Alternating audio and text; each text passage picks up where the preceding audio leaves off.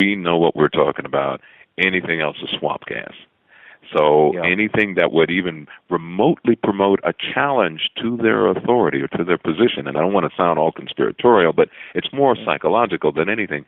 Anything that would seem stranger than what they are telling you, the company line, the narrative, they have to demonize it in order to support their position and maintain their power control. That's what I know, and of course, I don't want to, be too extreme in things, but I do believe there was something certainly bizarre in the 9/11 situation, and people that I know actually know me pretty well, and I do voiceovers for and stuff, and in the radio business, and they say, "Well, are you one of those truthers?" And I said, "Well, I guess." Better be a truther than a liar, right? I mean, I know it sounds better, but I mean, the idea being is I'm one of the lunatic fringe, but sure, I learned a long time ago that, of course, my old man was, he's a flinty old buzzard, but very intelligent. And he said the way they tell it is seldom the way it is. And, it all sounded like something that all dads say, and I just filed it. But the older I got, the more sense that made, because almost nothing on the surface is the way they tell it. Always. It's amazing. But I would even submit that the veil between those who would seek to maintain the status quo or the structure or the matrix, if you will, that we exist in, that veil is thinning. And I would even submit that 2012, December 21st of this month, is the date when we finally switch over, and there will be and don't get me wrong, I'm not one of those people who would sit there and say, remember that movie 2012, it's going to be like that. I'm not that kind of person. But I do believe in cycles, and I believe that that's what we're really experiencing is the end of one cycle and the beginning of another one. It could be. In just a second, I'll mention your book and stuff, but, it could be, Chet, and the reason it is, and I'm not the last word on anything like this, but other people have echoed this sentiment that I'm not sure what 2012 will be as far as a changeover, but it seems like really since the year 2000, everything has been just like Bizarro World or something. Sure. And I think maybe we are entering another cycle. And I know your book is called Welcome to a Cooler World. And where's that? Where can that be obtained, Chet? Yes, let me just say this: the book actually will not be released until the middle of January. January 15th looks like it's. So I'm doing some discussions about it ahead of time, and I'm pulling from it, and primarily as in discussion with the date December 21st. But it is based around the fact that once we get over to the other side, then December 21st, that we'll start to experience or be able to at least see things that have been hidden really in plain sight all along. It's just that our focus has not been there. But my belief is that once this cycle begins, or one cycle ends and the other cycle begins, some level of clarity that I cannot explain. I wish I could say, oh, yeah, this is what's going to happen because of the neural pathways in brains and things of that sort. I can't explain it that way. I can only present it as a spiritual awakening. And someone asked me, a guy came to me the other day and he said, that doesn't happen. I mean, people don't make that kind of switch. And then I reminded him back in 1850, most of the people, let's just put 1890. Most of the people in the United States lived on farms. And by the time 1930 came, maybe 50 years later, most of the people lived in cities. There wasn't a date. There wasn't a big event. There wasn't some gigantic, people holding up papers and say the end is near, we'll soon be living in cities. It just happened. And then our mindset about how we live also changed, also switched during this time. But there was no big fanfare about it. So we have lived through events where we have switched, if you will, our consciousness about how we live. It's just been more subtle than the December 21st date. But we have made those kinds of switches before. It happens. Well, I hope it's a positive cast to it, like your book kind of implies, because certainly things are pretty grim in many ways. War, yes. economy and this and that. And one thing that gets me, I hope, and I guess it may be a false hope, and the idea of underpaying someone is not exactly a new idea. I mean, there's been slavery forever, but sure. I was kind of of course, I have a union cast to the show. I'm pro-union type guy. Even though I'm a salesman, and have been most of my life, I was a UAW member at one time, and I have empathy for that. I know this girl, Chet, and this is a human tragedy that exists right in front of us. Okay, she's a 20-year veteran of Walmart. Just use this as an example of exploitation. 20-year veteran of Walmart. What they do is every year they increase their deductibles almost to the lunatic extreme. Mm-hmm. So this gal doesn't make enough to even get her teeth fixed with dental insurance. Oh, man. And she's not a spendthrift. She's not nuts. She's lucky in some context because she has a brother and a sister-in-law who are fairly well-to-do, but I'm talking a 20-year, full-time, very successful worker at Walmart, and she can't even do the simplest things.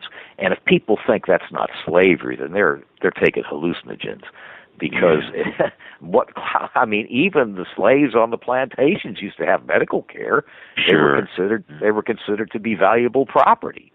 Sure. And here this poor gal is, and it touches me, because not that she's all that, she's really a kind of a buzzard, but that's okay. She's a beautiful buzzard, though. But the thing is, though, it touches me that people are that far gone, and all the Newt Gingriches stacked up and running over, and and to get a bath and get a job. Well, the lady's had a job for 20 years. Sure. The biggest company in the U.S. At any rate, if enlightenment would come with our new changes with 2012, I'd sure be happy with that. And I hope it does. Yeah, well, let me offer this as thought, because I swear everybody's going to hear everybody and their brother coming out with some discussion about what December 21st is all about. But my book is basically not talking. It's not predicting, like, I look into my crystal ball and this is what I see going forward. It's not that. I'm a journalism school graduate, so my job is to follow the evidence. And what I've discovered in writing this book over the past, this is my fourth book, but what I've discovered over the past couple of years is that if you looked around, you started seeing something different happen in the world. Not only, as you mentioned earlier, how things seem to be going bonkers since 2000, but they also seem to be speeding up. But one of the real clear trends, it's not even just a trend, it's a shift, that there are all of these hugely immense cultural changes happening all around the world. And all I do in the book is I say, look at these cultural changes. Now, you might not see or hear about them on CNN. You're definitely not going to hear about them on Fox, because Fox has a tendency of wanting to talk down in a very negative kind of way about most things. So, but in mainstream media in general, you're not going to hear these discussions. But all I did was look around, and it didn't require me to become a Fulbright scholar in order to do this massive research. It was always there. A lot of the stuff was in plain sight. So all I do is list. I say, look at these things. When I see all of these things listed in the book, what I see is a grand shift happening throughout our entire, not just this society, but throughout societies across the planet. And so you start to add those things up, and you start to say, okay, this is not what we're predicting to happen. This is already happening. In other words, these are decisions that we've already made. They're not getting the same kind of publicity that you hear about budget deficits and, possible war in the Middle East and all of these fear-based concepts that are rolling out there. What you're not hearing are things like the emergence of feminine principles throughout the world, where people are starting to lean toward the idea of compassion, the whole rethinking of conspicuous consumption. Did you know that conspicuous consumption is down, not just here in the United States, but all around the planet? Did you know that? Hold on, Chet. When you say conspicuous consumption, what does that exactly entail? I mean, well, if you look up conspicuous consumption, the first thing that you'll note, first thing that'll shock you is the definition. Conspicuous consumption is the idea of buying items so that you can provoke the envy of your friends. Oh, I see. Yes. Okay. So you buy, high ticket items and show people like, oh, look at me, I'm wealthy and I'm well-to-do. Right. Well, that has actually been on the decrease for the past 7 years all around the world. Did you know that there's an ending to the banking industry that's happening? No. People are bartering around the world at a level that hasn't been seen since they've started keeping records on that whole thing. Really? Solar energy is taken off. Everybody used to talk about solar energy back in the day. They said, oh, solar energy is going to happen. And then all of a sudden, it just, all because of the fracking revolution that's been happening, people go, we don't want to talk about solar energy because it's more like a pipe dream. But the reality is that it's taking off. In fact, it's only 8% of the entire energy it's even that much? I don't know if it's even that much. Yeah, believe it or not, it's 8% at this point. Wow. But they're predicting it'll be in double digits in the next few years, not decades, years, because it keeps continuing to grow. There's a GMO food rebellion going on. Kenya just said something last week. Shows on that. Yeah, they're like, look, we're going to push back against all of this stuff. So there are things that are happening, stuff that we used to dream about. They're actually happening, and I list about 37 of them throughout this book that talks about decisions that we've already made, not ones that we're hoping to happen after the 21st, but ones leading up to the 21st that even gives the 21st more validity about some kind of shift is happening in the way that we walk through the planet.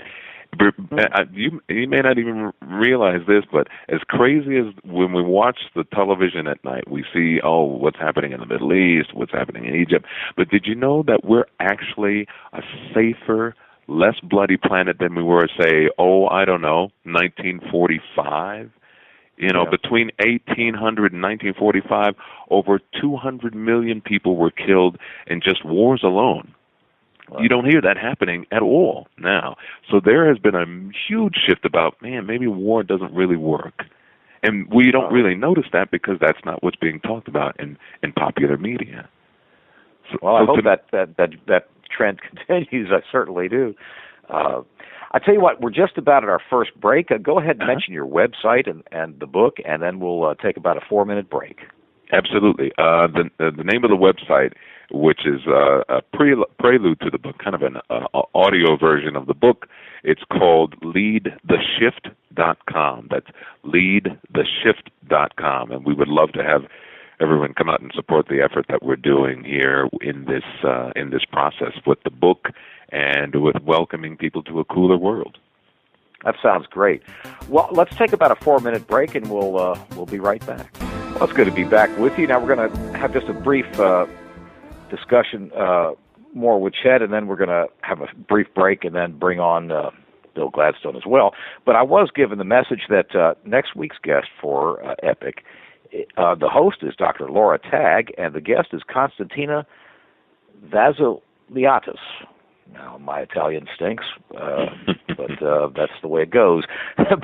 but Vassiliadis, and she's a Reiki master and has all kinds of energy information, and I'm sure you'll enjoy that show. But that's next week at the same time. And, Chet, I guess that's as well as I could say it, Vassiliadis. I hope she's not listening and doesn't send me a letter bomb. But I don't know. The Italians I knew all spoke New Yorkese like I do. But I had quite an association with them at one time. But no, we were talking in the break also, all three of us, that the weather is going through all kinds of conniptions now, and certainly, I think Joe, the producer, was saying in the break that Chicago's having a record spell without any snow, and everything's just going crazy, just absolutely mad nuts. Yeah, and that is part of this change process. And one of the things that I've really figured out more than anything is that, again, as I mentioned earlier, we really do run in cycles. Everything in nature shows that there are cycles that happen. And anytime you get people who talk about a linear way how things go, we started off as amoebas, we became monkeys, and now here is the highest form of humankind. That's just not true. There was life prior to this form, and this is just another one of the cycles, and the cycle is about to end on the 21st, and the new one is about to begin. And I believe that will coincide with the weather kind of changes